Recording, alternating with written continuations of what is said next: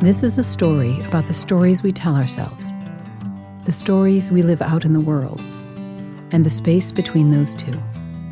It's about how we love, how we lose, and how we recover, or not, through the stories we make up in our heads. I'm Robin Rice, and this is also my story.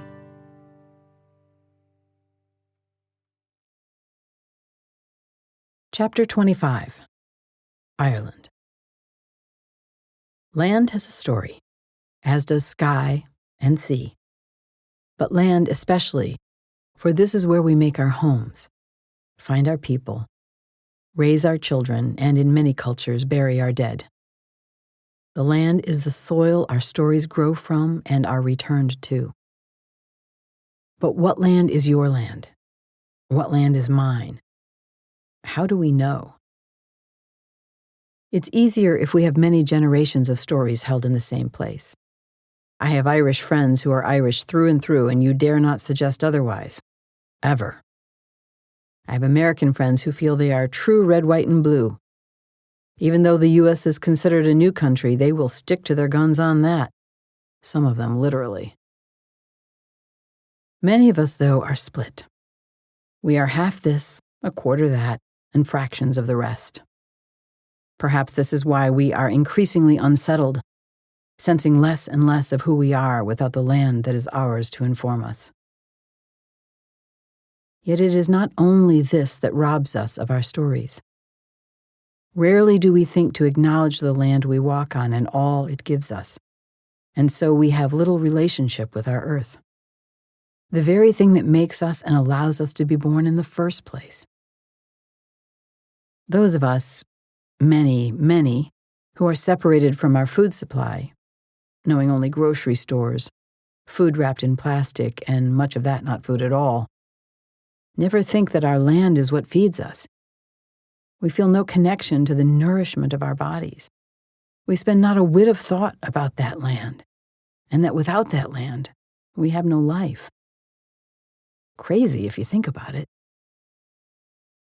As for our psyches, we do not consider the ground earth dirt below us as we cross the threshold of our doorways, and so do not feel the kind of welcome that a home could offer us. We feel no support, no sense of being held, rarely any connection at all. We who leave home, as most of us do, may someday return to a hometown back road and relive memories of our childhood and teenage years. But do we consider that the land, the soil below, has held this memory for us all of this time? That while so many things changed on the surface, the deep dirt is the beautiful same old that has been waiting for us. I realize in the contemporary world we have lost sight of this, thinking dirt inert and holding nothing of value. But this is exactly where the shaman would say we have become sick. Perhaps we need to travel far and then return to understand and appreciate the land that is our land. Or perhaps we go, then return to find we have never felt at home where we are, that the soil we have just visited in a far-off place feels more ours than the soil we were born to and raised on. Perhaps we will discover the plots we have grown up among are strangers to us. It may be because we have been strangers to them, or it may be because there is no resonance in the first place. Just as all people don't resonate with all other people, the land beneath us may not. It's okay, but at least we know. At least we took a moment to consider. Whatever our relationship, to discover the land in our stories is to discover a sense of rest and a place from which we can garner our hope and direction. Without it, we are wanderers, aimless, ungrounded literally. We travel to find something here or there, or who cares where, and wonder why we feel alone, bereft, without foundation. As for me and my land, there was only one thing I knew. I was searching for beauty on this earth, and I had not yet found it.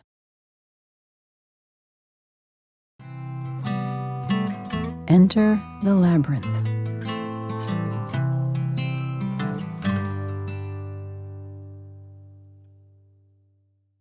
After India, I finally had a sense of what I was looking for, a feeling of home. I hadn't found it there, maybe because the Tibetans were in exile there as well. But India's land was different enough to where I was raised, in feeling, tone, tenor, and essence, that I knew there was potential to find it somewhere. Since a shaman is nothing without the land to ground her, I felt I needed to. Ireland was my next most obvious choice. I'm an Irish Dawson, and I look it, complete with pale white skin and freckles. My great-great-great-grandfather came to America from Ireland to sell his most popular invention, the self-service hog feeder. It boasted 8 metal dishes covered by 8 hinged plates to keep the elements out, yet was easily lifted by a snout. Pour the food into the center barrel, and the hog eats as much as it wishes, when it wishes. More recently, you'll have seen bird, dog, and cat feeders based on the same premise, I'm sure. Yes, at the root of that was my great-great-great-grandfather. I did not go to Ireland seeking only my ancestry, though. It was my supposed past life that was calling to me. Could my land have been before my time, even? I was curious. I say supposed past life because it still seemed a little far-fetched to me that I had once been a prime minister of any country. Besides, me, a political figure? No. I actively disliked politics. And it smacked of grandiosity. I was becoming increasingly allergic to that, especially after India. At the same time, though, I didn't want to miss something important to my story. That man's story kept niggling away at me, speaking to me in day and night dreams, nudging me as if to say, this is important. Unless, also possible, he was a total figment of my imagination. I went back and forth on that, a lot. Bouncing between true and untrue, I decided I would follow the breadcrumbs wherever I could find them and see what, if anything, added up. Also, to stack a story upon a story upon a story, a novel was forming in me that would take place primarily in Ireland. A contemporary tale that encountered the pre-Celtic, 6,000-year infused mythology that was still alive in parts of Ireland. From the start, I felt the book would be something like an apology to Ireland for the war I might have caused. A story for a story. Maybe, in writing something meaningful, I could remove some of the blood on my hands, or his hands. Hadn't the man I remembered being say that he wanted to be a writer in this lifetime? That much I could do. That I could give. In planning the trip, I considered all that I had researched since my regression. European history books were hard to come by, and there was little on the internet. Still, I scoured the second-hand bookstores and scored a few that felt like they might be promising. I considered all that I felt about war in general, which had always been one of my greatest fears. I remember getting chills the first time I learned there was such a thing as a military draft. For once glad I was a girl. And I intentionally avoided any war-based movie. I thought of the political elite, remembering being as young as age 5 and thinking rich people were not happy people. A strange thing to think of as a kid in America, but somehow I just knew it. Where would that have come from? That I was to have been male didn't seem a stretch at all. In fact, it felt obvious to me. Being a woman was what felt odd. I had no name to go on, save that of his lover, who was not my wife, his wife. Ugh, so confusing. Cat, I called her in my regression. My true love, but not my wife. Sounded like me right there, didn't it? Anyway, Cat was probably short for Catherine with a C or a K. It was a small clue, but a clue. I had a general time frame, horse and buggy, and far enough into history to have something beyond kingdoms. In my research, I sorted through a range of Irish wars and felt a visceral sense of pain about the Catholic-Protestant discord in the early 1900s, and an especially eerie, tragic sense of sadness around the heroic war figure, Michael Collins. The image of blood on my hands seemed superimposed over my real hands as I researched Michael's story. Why did his intelligent, brave, and ultimately tragic story bother me so much? Why did I feel something like love for an uprising rebel, a stranger to me? Constance Markovich, a brave traitor to her upper-class background, was another who struck a chord in me. When I read about her, I thought, why do I feel something? Why does she matter? Or was I just impressed by her like virtually anyone who knew or read about her? But I had no such love for the suffragists. Odd. I had a title for the man I was supposed to have been, but that didn't help. As I had already discovered, there was no prime minister in Ireland. Unless,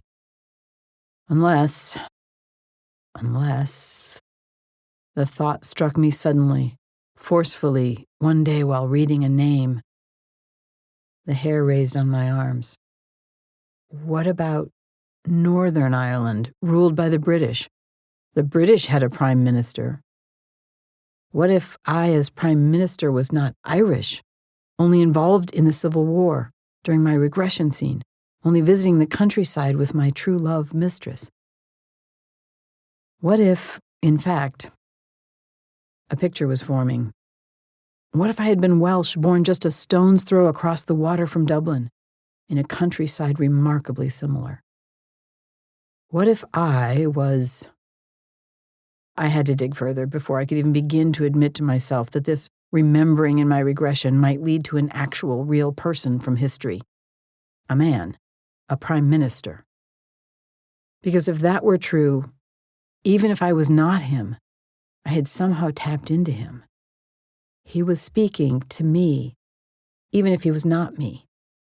Maybe like a ghost trying to get my attention. Turns out, soon after the Easter uprising, there would be a prime minister who was at the heart of trying to resolve the Irish Civil War of Independence with the British Crown forces. A most unlikely man, one who loved the ordinary person and greatly disliked both politicians and the monarchy. A man who loved and wanted peace. I had to admit, David Lloyd George fit the story.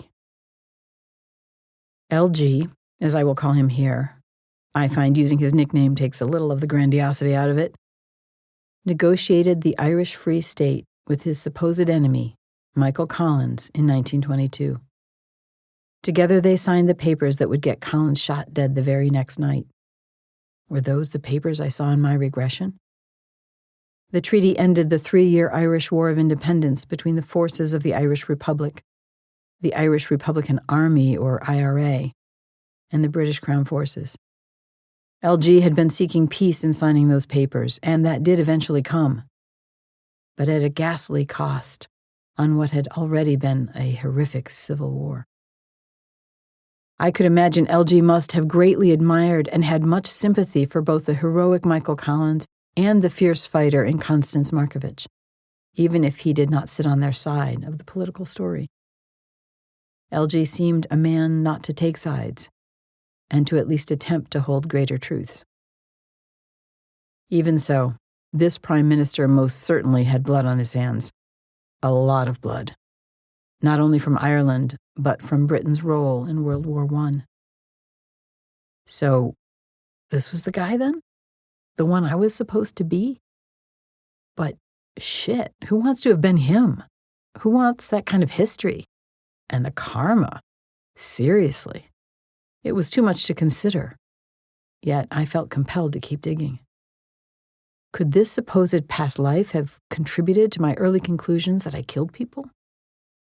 Did I need Roxanne, Nell, Joanne, my brother, and my father to die early as a kind of retribution for all the lives lost at LG's hands? What if the story that I was a shaman, my best possible story, was not true at all? What if I was not a healer, but one karmically doomed killer? Or what if LG wasn't me, but only someone I was meant to further understand? A request from the spirit world. From what I had read, LG would have been just the kind of spirit to barge in on someone who could see him. So figuring that out is why I was really going to Ireland. I chose Ireland not so much to find out more about LG's history, as his history would have been better told in the UK, and I could have gone to Wales to see the museum built in his honor.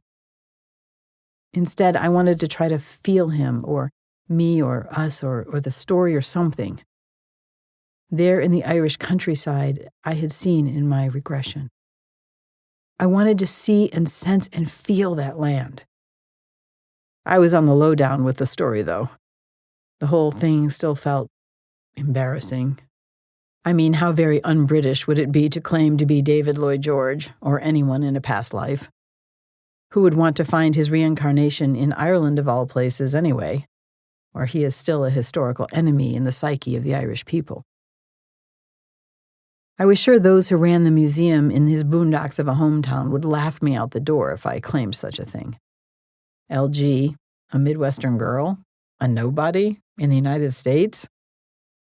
Same went for the historians, biographers, and descendants. I could insist that I wasn't trying to put a claim on anything, not trying to take something from him or them, because I wasn't. But I couldn't imagine trying to explain that. Nuts. That's what they would think I was. I mean, I have thought I was. But the more I researched, the more my eyes widened. LG was born on January 17th, 1863, about 6 weeks shy of exactly 100 years before my birth. His birthday was that of my son's, the one I said was important to the story somehow in my regression. He died in 1945, 17 years before I was born. He was the Prime Minister of the United Kingdom from 1916, just months after the Easter Uprising in Ireland, to 1922, just after Michael Collins was shot. It was almost as if his life was centered around this pinnacle period of time, because after it, he was forever unsuccessful in gaining any real kind of political traction again. I looked at the pictures of him in the books and online, what little there was, to see if I felt any recognition or sense of memory. I felt nothing. Nada, zip, no recognition. I saw pictures of his family and friends. Nothing there either. Picture of his homes. Nope. Pictures of 10 Downing Street in London, where he would have worked and lived. No, not as a visual, but yes, in the feeling of goosebumps at seeing the address written out. A familiarity, like a ring to it, coming from somewhere in the back of my head. I looked at more pictures of him. He still looked a total stranger, but I did recognize something. It was the way he looked into a camera. It was as if I could feel what he was thinking, or recognize the way he was thinking, or something like that. I knew for sure I had looked into a camera and had my eyes caught in just this way. I could point to pictures of me and see that same look. I had no detailed mental pictures in my conscious brain that I'd ever trimmed a mustache, put on the kinds of clothes he wore, a lot of three-piece suits, though I once wanted one and was fond of vests. Knowing absolutely nothing of European politics, with my educational failures, I had barely learned my own 50 United States at the time of my high school graduation. The things I remembered in the regression would not have been part of my education. I had pulled them as if from thin air. LG was, in fact, a lawyer who never went to law school. He qualified as a solicitor by becoming articled to a legal firm. In other words, he learned through books and an apprenticeship. Apparently, he took honors on his final exam. I felt a surge of pride when I read that, not only for the grade, but for having made his own way. I thought about the fact that I briefly wanted to be a lawyer. I fell in love with the law through a class I took in college. The logic, the clarity, the systematic thinking. It was beautiful to me. But I quickly learned that I did not have enough of a foundational education to pass even that one entry-level class. Seeing the writing on the wall, I dropped out of it. I was at least smart enough to know how not to fail. I recalled that when in my regression I felt I should not have this job, and that would have been right. He was not elected prime minister, he was appointed in haste. LG would certainly have ridden around the Irish or Welsh countryside, they looked nearly identical, in a horse and buggy with his true love, who was in fact not his wife. She was his daughter's private teacher, then his private secretary. They had an explicit understanding that she would also be his lover, almost as if part of the job.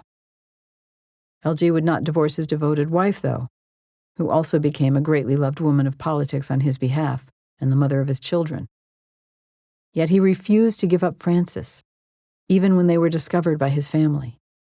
He greedily kept both wife and mistress, causing great pain on both sides. I was sexually open-minded, but that was just shitty, and I was not interested in causing undue pain. Maybe I'd learned something, lifetime to lifetime. Frances was no mere affair or passing fancy. She would be his passion for the rest of his life. He finally married her, but only after waiting 2 years after the death of his wife, and only 18 months before LG himself died.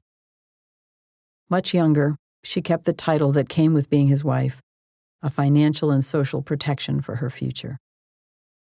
Also, there was great speculation that they shared a child, but the little girl might have been another man's. It's a long, juicy, complicated story. Doesn't that sound like my life? But what of the name I remembered? Cat. Not Catherine with a C or a K. I thought I must have gotten that part wrong until I learned that Frances was nicknamed Pussy. When I found there was an entire book of their letters called My Darling Pussy, well, I'm sure you can imagine how that landed in me. Chills, disbelief, irrationally loud laughing. As astonishing as all that was, this would not be all I discovered and experienced. There are so many strange touch points between my life and his. I remember one of the clients I had in my first business, a nanny placement service I started and sold in my early 20s. She had a last name I'd never heard before, but instantly loved. Irrationally loved. In fact, I became giddy upon hearing it, walking around the room with goosebumps on my arms. Lloyd, 2 L's. I loved that name. No reason why. And isn't it interesting that my first business was a nanny placement service? I took the idea from the European tradition. Also, I nearly named my second child George a full 5 years before my awakening, long before I had known anything about this man. Small things, but interesting, no? More compelling, much. His daughter died at age 17 of exactly the same thing my friend Joanne died of at age 9, an emergency appendectomy gone wrong. In one book, they claimed it was from the deadly reaction to the anesthesia. Again, exactly the cause of death for Joanne, who was staying overnight at my house the evening of her death. Eerie. LG never got over the loss of his daughter, and as I read about that grieving, I sensed he might have felt as I had about Nell. At least that's how I imagined it. LG was born on the same day as my oldest son, January 17th, as I have said. But get this, he also grew up with someone living in his house who had my son's exact first and last name. While my son prefers not to be named here, note that that last name was not Rice. When I read that, I nearly jumped out of my chair. There were other name connections, too. His father's name, David, and of course his, was the same as that of my father. His uncle, who he was raised by and dearly loved, was named Richard, my brother's name. LG had a grandchild named Robin. There were other name connections as well. His grandmother was named the name of my eventual stepdaughter. Those were reasonably common enough, I chose not to count them. LG was a Baptist married to a Protestant, as I was in my first marriage. His family also had associations with the Church of Christ, which my mother had a strong affiliation to. His father died when he was young, at age 44. Mine died at 46. But it was the essence of the man that seemed to niggle away at my resistance the most. As I read about him, I found myself alternatively rooting for him, proud of him, ashamed of him, ready to strangle him, and more. This was not some distant experience of feelings. It was immediate, as if he were standing in front of me. I loved his compassion for the elderly, which turned into political moves that would create programs for the old and the poor. He was known as the father of the welfare state and old age pensions. though virtually no one knows his name now. This matched a deeply personal conviction of mine that the elderly should not be left alone and hungry.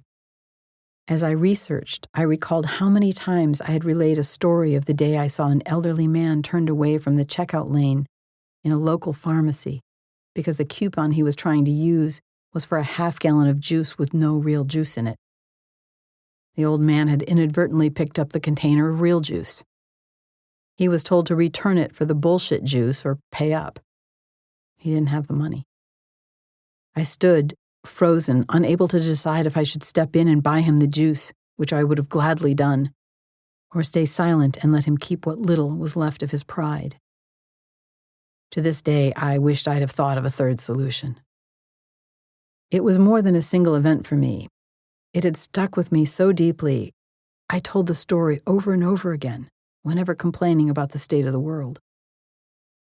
Now, I learned that LG had personally created welfare and the old age pension programs that would spread out across the world. I beamed with pride and maybe just a little satisfaction. Maybe he had blood on his hands, but how many ate because of him when they had nothing else? LG was a master negotiator. Called the Welsh Wizard, he was one of 4 who wrote the Treaty of Versailles, the peace document that officially ended the state of war between Germany and most of the Allied powers after World War I. The armistice of November 1918 ended the actual fighting, but it took 6 months of the Allied negotiations at the Paris Peace Conference to create the peace treaty. Meeting informally 145 times, LG had the unwavering support of his secretary, Frances. She would claim this to be one of the most passionate seasons between them. With her support in and out of bed, he represented the British Empire as one of the big 4 negotiators, the other 3 being France, the US, and Italy. This, though, was only after he had been the Minister of Munitions of War, the man who bought the rifles, the guns, all of it.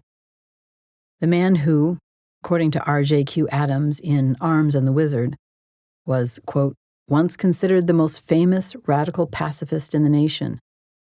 He had agreed, he had even demanded, that the responsibility for producing the vast amounts of warlike stores needed by the British Army be taken from the War Office and placed in his hands. End quote. His hands. That was hard to read. Blood, yes, everywhere. So maybe that was what he left his life regretting. But he also should have been proud of the great peace he negotiated, too. It was all so complex. He was so complex. And here I was, reading his history. I had to laugh.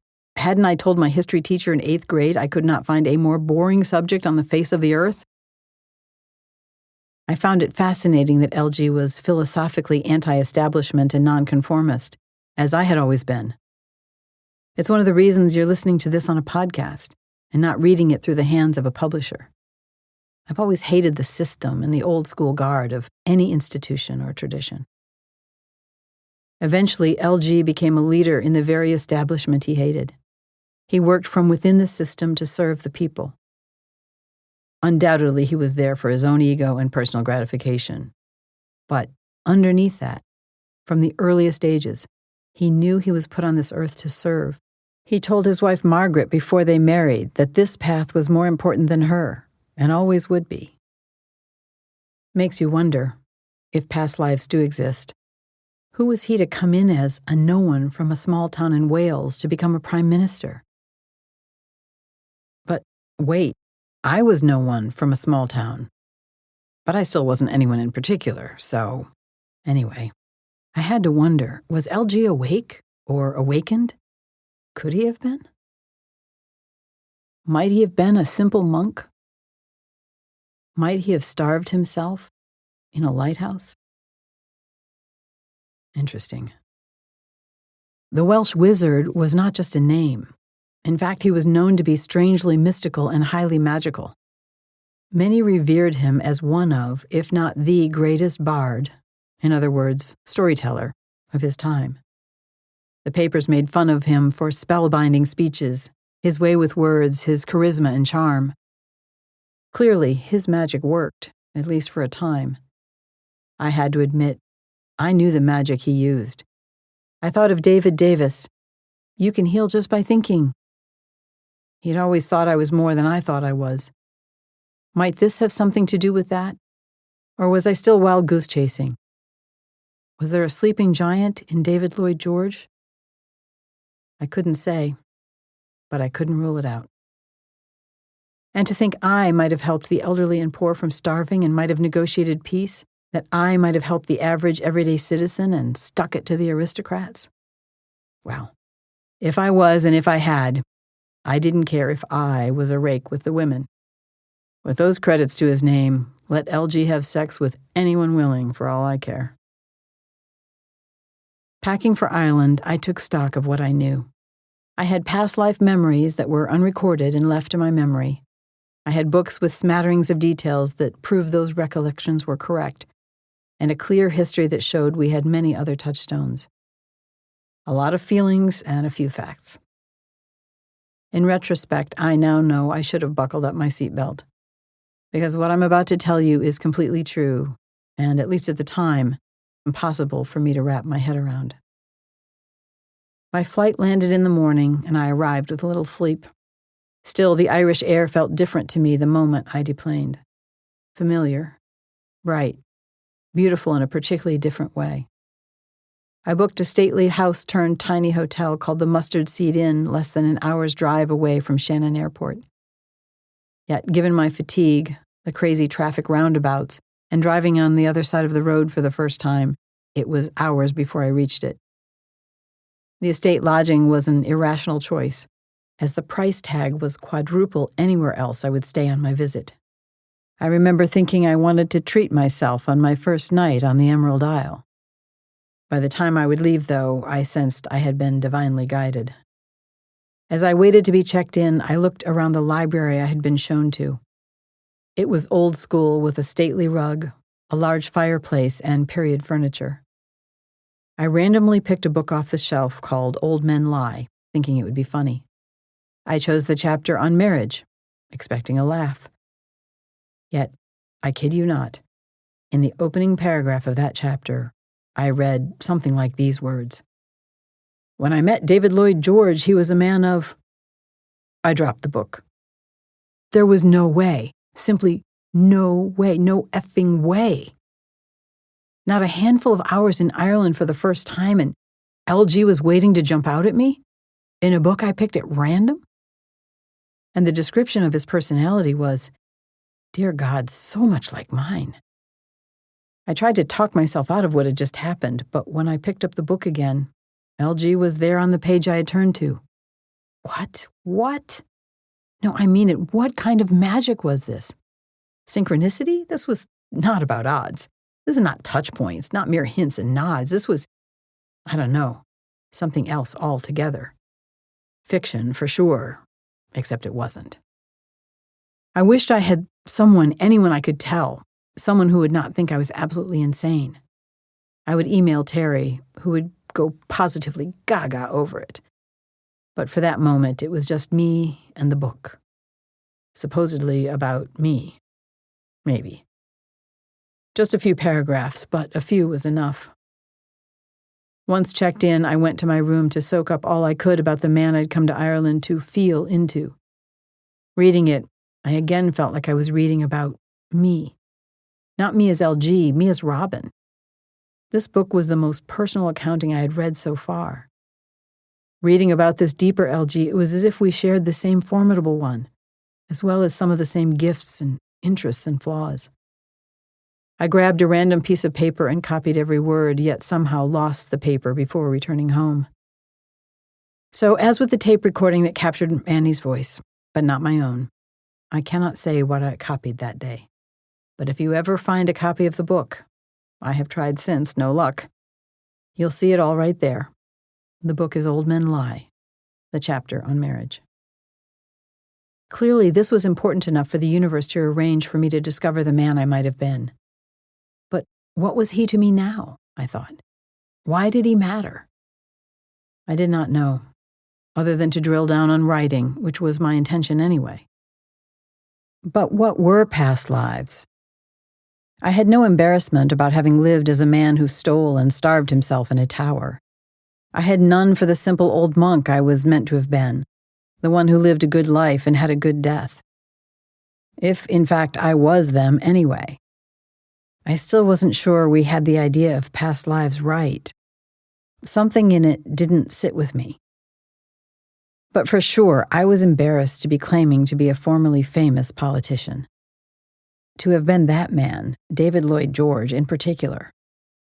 I imagined showing up at his hometown where there's a museum to say, "Hey, look at me, I was David Lloyd George." The idea made me shudder. I wasn't sure of all the reasons why that felt not only preposterous, but silly. But it did. This would, by far, not be the end of the story around LG. But back then, in Ireland, the clues ran out, or maybe that one was enough, and the book I was intending to write became my focus.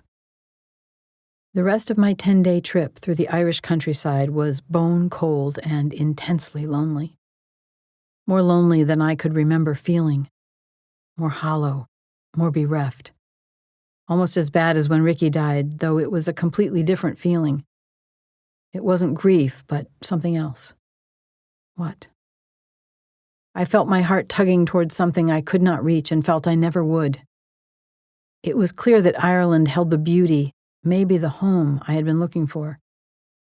It just didn't feel as good as I had hoped home would feel. It felt empty. I didn't think it was fair that it should hurt so much to be where I finally felt some sense of belonging. But maybe we cannot pick and choose the feelings of home any more than we can pick and choose home. Anyway, Ireland's famous for stories that come with a gut punch. By the time I stepped on the plane back to the U.S., my novel had taken full root in my psyche. The premise, the plot, the characters had all been fleshed out. I began writing do-overs an Irish story in earnest on the plane. Yet it would take 12 years for me to finish it. It had to wait.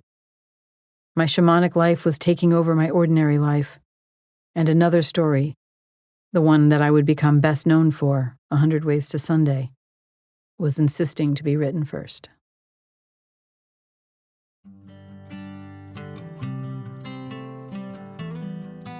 Enter your labyrinth at BeWhoYouAre.com.